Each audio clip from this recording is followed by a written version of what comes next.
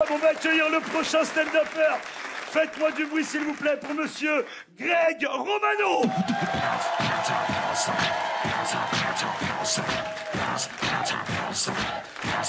mon Grégo.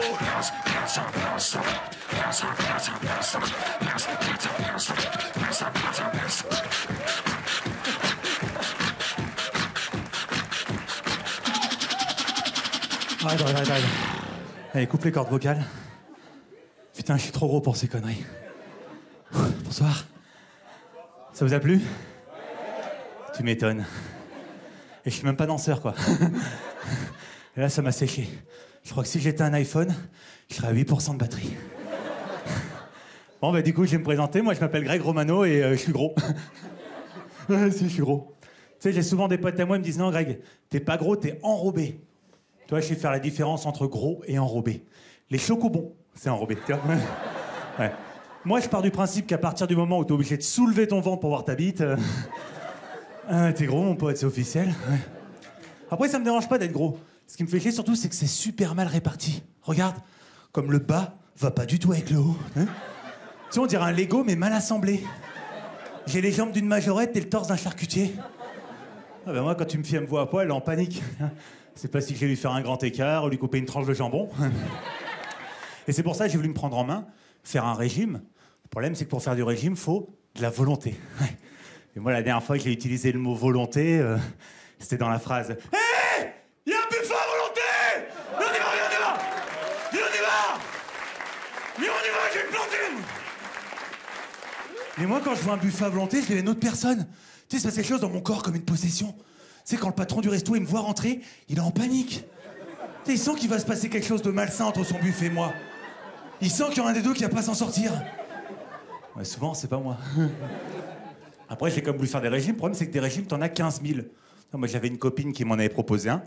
Le principe était assez simple, en fait, c'est que tu mangeais pas le matin, tu mangeais pas le midi, tu mangeais pas le soir, et après, tu te faisais vomir. Ouais.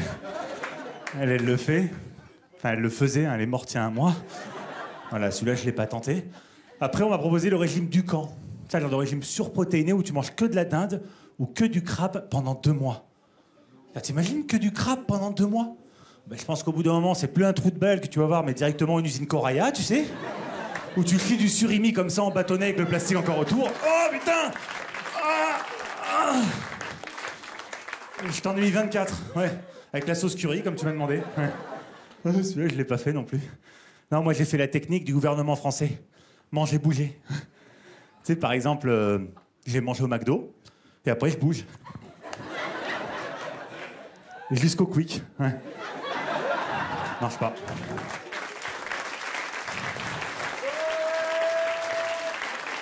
Sinon, qu'est-ce que je peux vous raconter sur ma vie? Parce que ma vie est vraiment très drôle, surtout pour vous.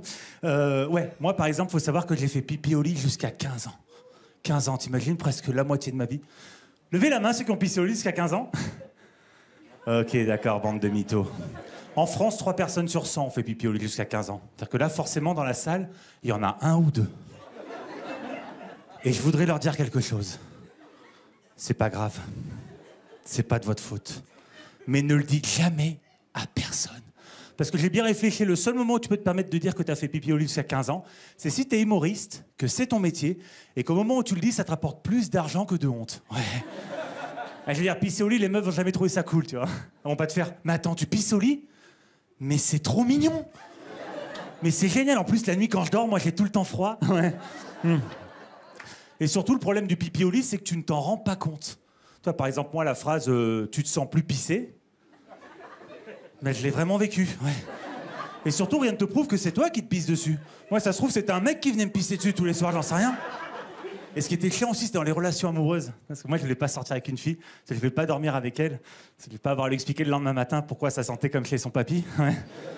Et là, je vous donne l'impression de galérer avec les filles, mais il faut savoir que j'ai une copine depuis 3 ans.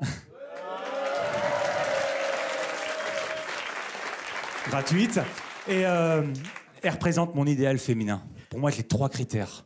Qu'elle soit grande, qu'elle ait de belles dents et qu'elle soit consentante. Ouais. Ouais, c'est mon grand-père, il me disait c'est toujours plus agréable de faire l'amour avec une fille qui bouge qu'avec une fille qui se débat. Ouais, ouais, ça l'a rendu super poète, la prison, mon grand-père. Ouais, je la kiffe. Le problème, c'est qu'on a une petite différence d'âge, tu vois, elle a 10 ans de moins.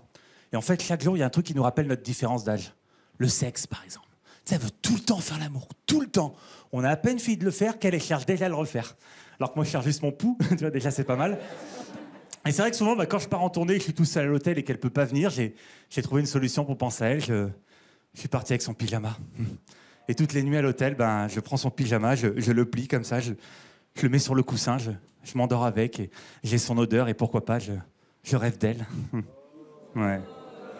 Après, je vous cache pas que ça m'est arrivé de me branler 2-3 fois dedans.